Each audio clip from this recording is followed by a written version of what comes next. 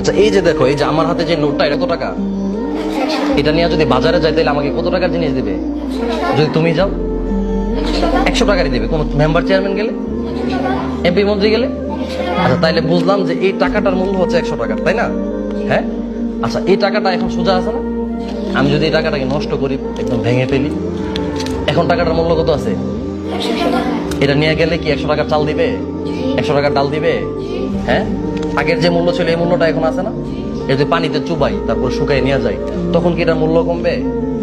আচ্ছা এটা যদি ডাস্টবিনে ফেলে দিই, তো ডাস্টবিনে ফেলে দিলাম, ওইখান থেকে তুলে তারপর বাজারে গেলাম, ওই লোক কি আমাকে 50 টাকার জিনিস কম দিবে?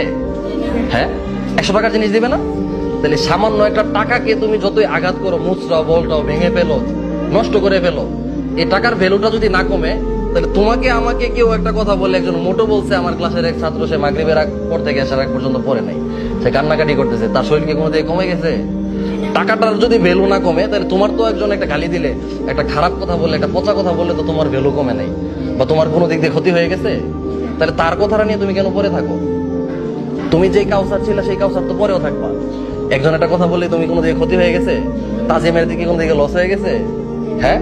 তাহলে কেউ কিছু বললে শোনা যাবে? হ্যাঁ।